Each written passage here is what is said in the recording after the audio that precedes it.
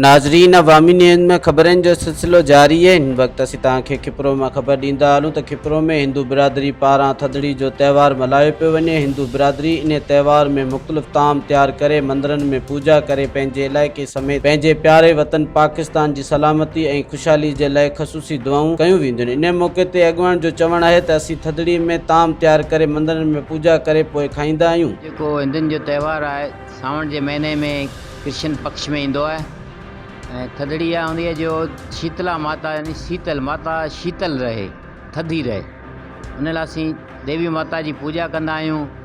उन लाइ लोला या जेके मानी सिजो मानियूं पचाईंदा आहिनि, के छह ठाहींदा आहिनि, सुठा सुठा ड्राम ठाहे जेके माता खे भेंट ॾींदा आहिनि। इन में माता माना शीतल रहंदी आहे। थदड़ी जे ॾींहं ते थदड़ी माना ई आहे शीतलता, शीतला माता बसि हिन खे चवंदा आहियूं जंहिंखे।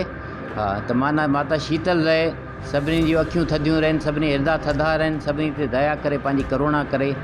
इन लाइ मेन जेको मक़सदु माता जो इहो ई आहे थदड़ी जो। पहिरीं त सभिनी प्रेमियुनि खे, शेवादारनि ऐं शेवकनि खे थदड़ी माता जूं लख लख वाधायूं हुजनि। अॼोको ॾींहुं असीं शीतला माता जो मल्हाईंदा आहियूं ऐं शीतल माना थधी, ऐं थदड़ी वारो त्यौहार असांजी माता जो त्यौहार हूंदो आहे।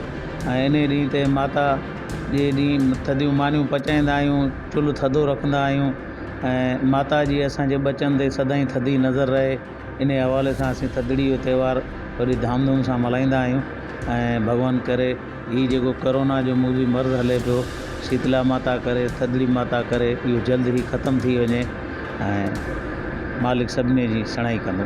मज़ीद खबरों और तफसीलात के लिए विज़िट करें हमारी वेबसाइट www.awamiNewsHD.com।